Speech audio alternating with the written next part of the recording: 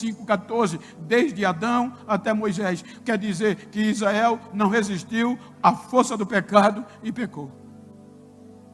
E o nosso recurso quando peca, aí de novo, Deus é obrigado, pela força do pecado, justo como Ele é, de se separar da gente de novo. O único recurso, aí diz Jeremias 52, versículo 13, que a morada de Deus entre os homens, Jerusalém. Jeremias 52, 13, Nabuzaradã queimou a casa do Senhor.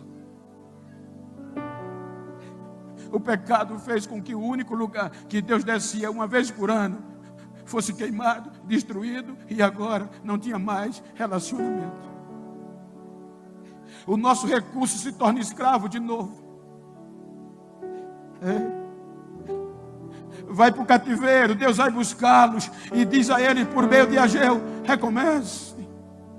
Como quem diz, vocês são recursos para eu abençoar todas as famílias.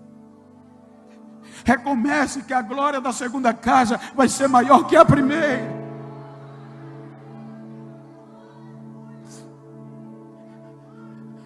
Mas eles recomeçam, mas o pecado reina e a morte manda e joga todos para baixo. Termina o Velho Testamento. Como teólogo, eu tenho o direito de pensar com respeito a quem pense diferente ao contraditório, que é neste período que Jesus vai mostrar a ele a façanha disto que a gente vai celebrar. Porque quando João tem a visão do Apocalipse, veja que é a entrada de Cristo, são os feitos de Cristo. Então, no fim do Velho Testamento, o pecado, veja que Romanos 5,14, Paulo diz que a morte reina desde Adão até Moisés, ou seja, desde o período da inocência, o pecado entrou, até o período da lei, ninguém conseguiu vencer. Aí agora vem uma petição oficial: morte, inferno, promotor de acusação e o pecado. E quem estava lá? As 7 testemunhas. Porque ninguém conseguiu ser inocente diante delas. Ou a tribulação fez eles pecar, ou a angústia fez alguém pecar, ou a perseguição fez alguém pecar, ou a fome, ou a nudez, ou o perigo, ou a espada. Algo delas viram o pecado e estavam para dizer a verdade. Aí vem uma petição de um julgamento final. Aí ele diz no capítulo 4 que entra no tribunal na visão. E quando ele entra no tribunal, capítulo 5, a coisa que chama a atenção é que havia um juiz sentado no trono. E na mão direita dele estavam as provas contra nós. De Adão até ali. Todos os nossos erros e sentenças estavam na mão do juiz. E o pior, que quando João viu, ele diz que um anjo grita. Por quê? De um lado, a petição era real. As provas tão robustas, consistentes de condenação, que é selada com 7 selos. Agora, seladas elas, está a acusação e as testemunhas. E o réu, o ser humano. O acusador mostrou as provas. As testemunhas disseram: meretríssimos, são verdadeiras. Ninguém venceu o pecado.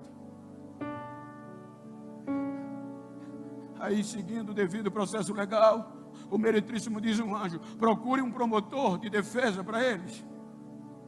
Procure um advogado bom para defendê-los, porque no princípio, no devido processo legal, eu não posso sentenciá-lo sem eles ter direito à defesa.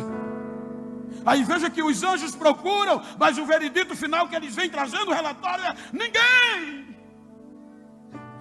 ninguém quis assumir o processo, Senhor. Procuramos no céu, na terra e debaixo da terra, e ninguém quis aceitar o processo. Porque a lei não dava brechas, nem de atenuar a pena. muito mais de absolver. Aí agora, as testemunhas, as 7, diziam: eu sou testemunha e estou dizendo a verdade, todos pecaram. Aí o juiz vai dizer a sentença condenatória. Era para acabar ali, gente, a nossa história. Não era para ter Santa Ceia, era para tudo ter terminado ali. Porque o nosso último recurso pecou, Israel. E a lei não dava brecha para nós sermos absolvidos. Aí Paulo, Filipenses 2, diz que antes do juiz da sentença, uma voz aparece no julgamento: meritíssimo, ilustremos. Eu vou aceitar o processo deles, meritíssimo.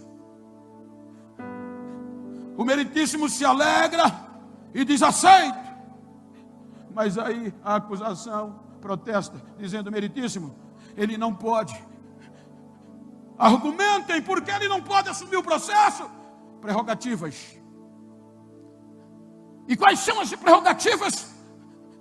Ele é o alfa, ele é o ômega, ele é Deus forte, ele é Pai da eternidade, ele é príncipe da paz. Aí Paulo, você vai encontrar do versículo 1 ao 8, que Paulo diz: quem faria isso, gente? Ele diz: meritíssimo, eu vou abrir mão das minhas prerrogativas. Eu vou abrir mão da minha glória, do meu direito de ser Deus. Não vou me igualar a Deus, mas vou me humilhar, vou descer, vou me tornar um deles, vou advogar a causa deles e vou assumir. Aí Paulo diz que Deus amou a gente tanto que não poupou nem o seu filho, arrolou ele no processo. E ele desce, abriu mão da sua glória, se despiu das suas prerrogativas. O julgamento foi suspenso até o final da defesa comparecer.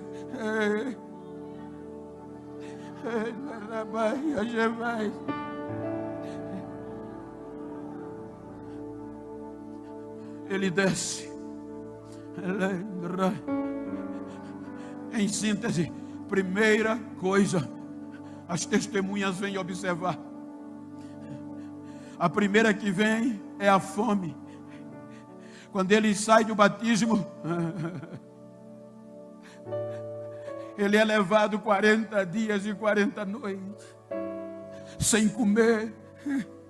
A fome vai observar, ele vai desistir. Satanás vem e diz: transforma estas pedras em pães e mata a tua fome. Ele diz: nem só de pão vive o homem, Satanás, mas de toda palavra que sai da boca de Deus. Ele sai dali, a fome o deixa. Aí vem a perseguição. Os seus próprios irmãos começam a o perseguir, expulso de Nazaré, ameaçado de morte, procurado como criminoso, mas ele não desistiu. No final da perseguição, vem a angústia, a hora de assumir o processo. Quando ele depara com o nosso processo e vê a gravidade e a dificuldade de nos absolver, ou pelo menos diminuir ou protelar o julgamento, segundo alguns amigos, quando o julgamento, quando o processo não dá brecha ao advogado de pelo menos diminuir a pena, só há um meio: devolver o processo ao cliente, dizer: não aguento, não vou assumir, não quero o seu honorário, não consigo lhe dar absolvição. Então a lei na mão do juiz dizia: não tem como absolver. Aí vem, ele diz: já que eu não quero devolver, eu vou assumir. Aí ele assume. Quando ele se depara com o processo, aí a angústia vem. E a angústia vem de dentro para fora, que ele começa a suar gota de sangue, a ponto de dizer: Pai, se possível eu for, afasta de mim esse processo. Mas não faça o que eu quero, mas faça a tua vontade. Quando a angústia sai, vem a tribulação, vem a nudez.